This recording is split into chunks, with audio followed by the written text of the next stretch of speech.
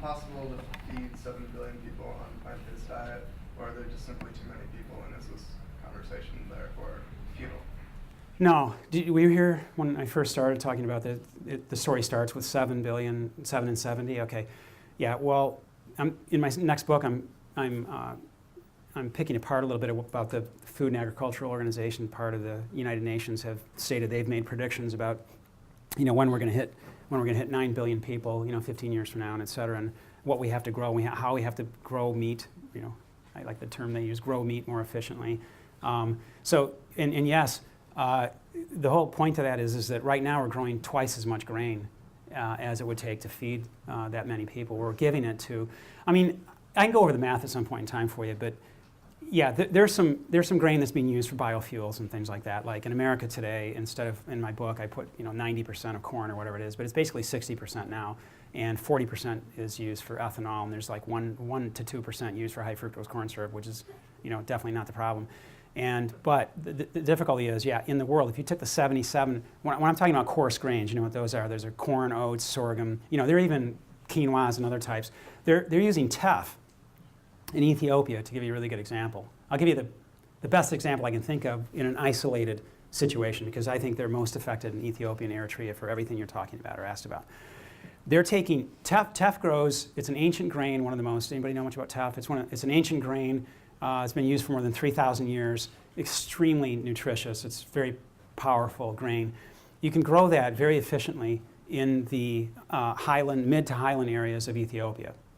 70% of those 50 million head of cattle are being raised in those highland areas. So they're raising cattle there, trampling. They've lost 2/3 of their topsoil, and they're growing some teff there and cutting it and giving it to the cattle. Okay, now just think, and I'm not going to go over everything here, but just everybody in the room, think what that would do to reducing poverty, to creating, if they could market the teff correctly and grow it correctly, they could be selling it, and creating business opportunities, just like the green beans in the Machakos district in Kenya. They would be solving their own hunger problems. 66% of the people in Ethiopia are considered hungry, and yet they can grow this teff. And so they can, right now the ratio is 1 cow per about 10 acres to 15 acres. And they can grow 3,000 pounds of teff on 1 acre.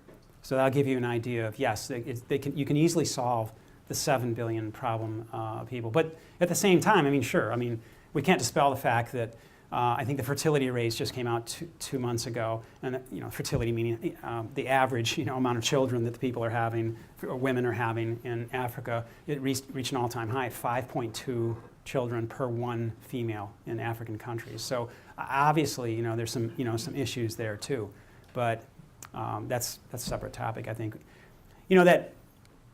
that ecological footprint that I was telling you about, it takes actually 1.7 Earths to sustain what we're doing right now. Well, we exceeded the 1 Earth mark about in 1970, 75. Okay, but at that time we were in the midst of a great agricultural revolution to industrialize everything. So yes, if we turned everything back around and created organic produce, we could feed very easily that many people. So yeah, it was an elongated answer, but thought it helped.